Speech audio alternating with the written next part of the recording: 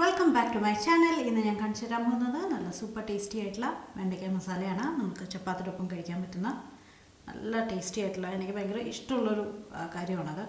അപ്പം എങ്ങനെയാണ് ഉണ്ടാക്കേണ്ടതെന്നുള്ളത് നോക്കാം.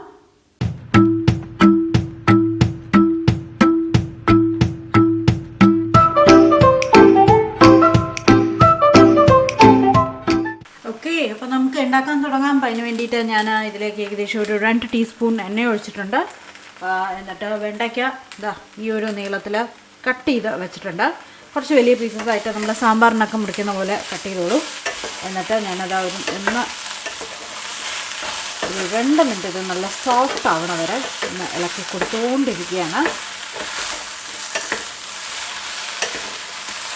ഇതൊരു ക്വിക്ക് റെസിപ്പിയാണ്. ഡീറ്റെയിൽഡ് ആയിട്ട് ഞാൻ ഓൾറെഡി ഒരു 5 വർഷം മുന്നേ ഇട്ടിട്ടുണ്ട്. എന്നാലും ഞാൻ വിചാരിച്ചു ഇപ്പോഴത്തെ ഞാനിപ്പോൾ സ്ഥിരം ഉണ്ടാക്കുമ്പോൾ ചെറിയ ചെറിയ വ്യത്യാസങ്ങളൊക്കെ വന്നിട്ടുണ്ടാകും. അപ്പോൾ അതൊക്കെ എന്തൊക്കെയാണെന്നുള്ളത് കാണിച്ചു തരാം.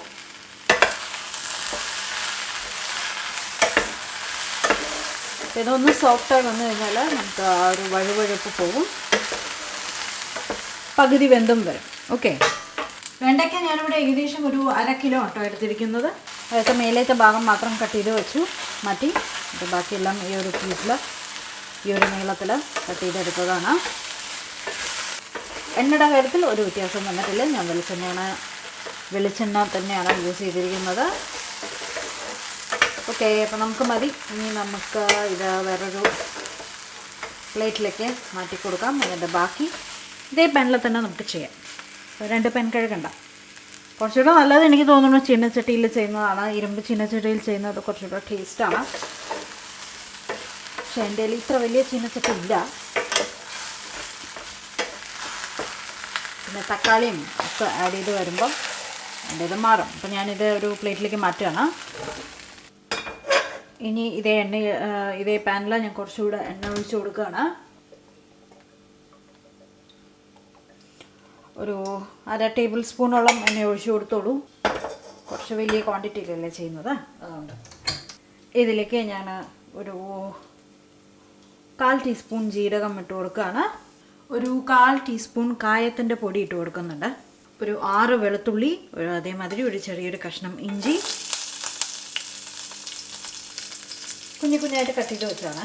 ഇത് നിങ്ങൾക്ക് വേണമെങ്കിൽ പേസ്റ്റാക്കി എടുക്കാം, ചതച്ചെടുക്കാം, ഇനിയും പൊടിയായിട്ട് അരിയാം. അതൊക്കെ ഓരോരുത്തരുടെ ഇഷ്ടമാണ്.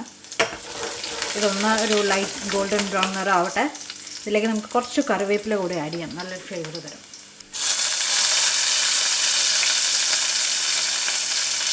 വെളുത്തുള്ളിയുടെ കളർ മാറി തുടങ്ങിയിട്ടുണ്ട്, നല്ലൊരു ഗോൾഡൻ ബ്രൗൺ നിറമായി വന്നിട്ടുണ്ട്. ഞാൻ ഇതിലേക്ക് ഏകദേശം 1 കപ്പ് ഇവിടെ ചെറിയ ഉള്ളി കട്ട് ചെയ്ത് വെച്ചിട്ടുണ്ട്. നിങ്ങൾക്ക് വേണമെങ്കിൽ സവാള എടുക്കാം, ചെറിയ ഉള്ളി വേണമെങ്കിൽ എടുക്കാം. ഇത് വളരെ ചെറുതായതുകൊണ്ട് ഞാൻ 1നെ 2 ആക്കിയിട്ടേ കട്ട് ചെയ്തിട്ടുള്ളൂ. എല്ലാം കൂടെ ഒന്ന് ഇളക്കി കൊടുത്തിട്ടുണ്ട്. ഇനി അതൊന്ന് പച്ചമണമൊന്ന് പോട്ടെ. അതിന് ശേഷം നമുക്ക് ഇതിലേക്ക് തക്കാളി പൊടികളെല്ലാം ആഡ് ചെയ്ത് കൊടുക്കണം. ഞാൻ ക്യാമറ ഓൺ ചെയ്യാൻ വിട്ടുപോയി. ഞാൻ ഒരു 2-3 മിനിറ്റ് നമ്മുടെ ചെറിയ ഉള്ളി ഒന്ന് സോഫ്റ്റ് ആവാൻ വെച്ചു. അതിന് ശേഷം ഒരു 3 തക്കാളി കട്ട് ചെയ്തിട്ടിട്ടുണ്ട്. ചെറിയ തക്കാളിയാണ്, അതുകൊണ്ട് 3 എടുത്താണ്. അപ്പോൾ അത് ഞാൻ കുറച്ച് ഉപ്പ് ഇട്ടിട്ടുണ്ട്. ഇതൊന്ന് ഇനി സോഫ്റ്റ് ആവണം. സോഫ്റ്റായി വന്നു കഴിഞ്ഞാൽ നമുക്ക് ബാക്കിയുള്ള മസാലപ്പൊടികൾ ആഡ് ചെയ്ത് കൊടുക്കാം. മസാലപ്പൊടികൾ ആഡ് ചെയ്യുന്നതിന് മുന്നേ ഇത് നന്നായിട്ട് വെന്ത് വരണം കേട്ടോ. അപ്പോൾ ഞാൻ അടച്ച് വയ്ക്കാൻ പോവാണ്, പെട്ടെന്നൊന്ന് വെന്ത് കിട്ടാൻ വേണ്ടിയിട്ട്. നമുക്ക് തക്കാളി സോഫ്റ്റായി വന്നിട്ടുണ്ട്. ഞാനിതിലേക്ക് കുറച്ച് മഞ്ഞൾപ്പൊടി, ഒരു 1/4 ടീസ്പൂൺ മഞ്ഞൾപ്പൊടി, മുളക് പൊടി ഒരു 2 ടീസ്പൂൺ, എരിവുണ്ട്, ഒരു 2 ടീസ്പൂൺ ഇട്ട് കൊടുക്കുന്നുണ്ട്. 1 ടീസ്പൂൺ മല്ലിപ്പൊടി ഇട്ട് കൊടുത്തിട്ടുണ്ട്. ഫ്രഷായിട്ട് ഇപ്പോൾ പൊടിച്ച് എടുത്ത മല്ലിപ്പൊടിയാണ്. അപ്പോൾ നല്ല ഫ്ലേവർ തരും. അതേമാതിരി ഒരു 1/2 ടീസ്പൂൺ ഗരം മസാല ഇട്ട് കൊടുക്കുന്നുണ്ട്. ഇതിൽ നിങ്ങൾക്ക് നാരങ്ങ നീരും ഒഴിച്ചു കൊടുക്കാം പുളിപ്പിന് വേണ്ടിയിട്ട്. ഇല്ലെങ്കിൽ ആംചൂർ പൗഡർ, ഡ്രൈ മാംഗോ പൗഡറും ഇട്ട് കൊടുക്കാം. അതും ഒരു 1/2 ടീസ്പൂൺ ഇതിലേക്ക് ഇട്ട് കൊടുക്കുകയാണ്. ഇല്ലെങ്കിൽ നിങ്ങൾക്ക് ചാട്ട് മസാലയും ഇട്ട് കൊടുക്കാം കേട്ടോ. എന്നിട്ടെല്ലാം ഒന്ന് ഇളക്കുക. പച്ചമണമൊക്കെ ഒന്ന് പോയി വരണം. അത് കഴിഞ്ഞ് കഴിഞ്ഞാൽ നമുക്ക് വെണ്ടയ്ക്ക ഇട്ട് കൊടുക്കാം. ഇപ്പം നമ്മുടെ മിക്സ്ഡ് ഇതാ ഇങ്ങനെയാണ് ഇരിക്കുന്നത്, നല്ല സോഫ്റ്റായിട്ട് ഇരിക്കുകയാണ്. അപ്പം ഞാൻ ഇനി നമുക്ക് നേരത്തെ നമ്മൾ ചൂടാക്കി വെച്ച വെണ്ടയ്ക്ക ഇട്ട് കൊടുക്കുകയാണ്. ഇതിൻ്റെ ടേസ്റ്റ് എപ്പോഴും ചെറിയ അധികം മൂക്കാത്ത വെണ്ടയ്ക്കയാണ് കേട്ടോ എപ്പോഴും ടേസ്റ്റ്. മൂത്ത വെണ്ടയ്ക്ക ശരിക്കും അത്ര ഫ്ലേവർ ശരിക്കും പിടിക്കില്ല. ഇതിന് മാത്രമല്ല എല്ലാ ഉപ്പേരികൾക്കും മൂത്ത വെണ്ടയ്ക്ക അത്ര ടേസ്റ്റ് വരെ തോന്നാറില്ല. പക്ഷെ സോഫ്റ്റായിട്ടുള്ള ചെറിയ ഇളം വെണ്ടയ്ക്ക നോക്കി വാങ്ങാൻ നോക്കുക. കുറച്ചുകൂടി ഉപ്പ് ആഡ് ചെയ്യാനുണ്ട്. അപ്പോൾ നമുക്ക് കുറച്ചുകൂടി ഉപ്പ് ആഡ് ചെയ്തിട്ട് വീണ്ടും അടച്ച് വെച്ചിട്ട് വേവിക്കാം.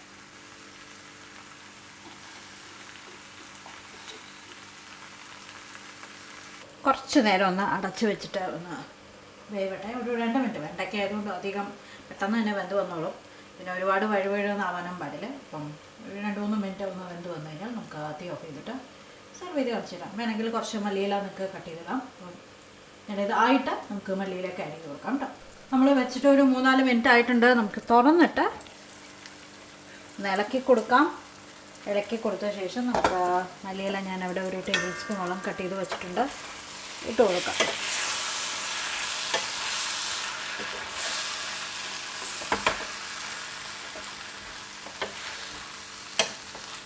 ഓക്കെ, അപ്പോൾ നമ്മുടെ വെണ്ടയ്ക്ക വെന്തിട്ടുണ്ട്. ഇതിലേക്ക് മല്ലിയില കട്ട് ചെയ്തത് ഇട്ട് കൊടുക്കുകയാണ്. ഇത്രയേ ഉള്ളൂ. നമ്മുടെ കറി അല്ലെങ്കിൽ വെണ്ടയ്ക്ക ചപ്പാത്തിയൊപ്പം കഴിക്കുന്ന സബ്ജി റെഡി ആയിട്ടുണ്ട്. ഞാൻ തീ ഓഫ് ചെയ്തിട്ട് സർവ് ചെയ്തിട്ട് കാണിച്ചു തരാം. ഓക്കെ, മല്ലിയില ആഡ് ചെയ്തുകൊണ്ട് നമുക്ക് കുറച്ച് നേരം അടച്ചു വയ്ക്കാം. എന്നിട്ട് ചപ്പാത്തിയൊക്കെ ഉണ്ടാക്കി കഴിഞ്ഞ് കഴിക്കുന്ന സമയത്ത് തുറന്ന് കഴിച്ചാൽ മാത്രം മതി. അപ്പോൾ കുറച്ചുകൂടെ നന്നായിട്ട് ഫ്ലേവറൊക്കെ നന്നായിട്ട് മിങ്കിളായിട്ട് ഇരുന്നോളൂ. ഓക്കെ, അങ്ങനെ നമ്മുടെ വെണ്ടയ്ക്ക മസാല റെഡി ആയിട്ടുണ്ട്.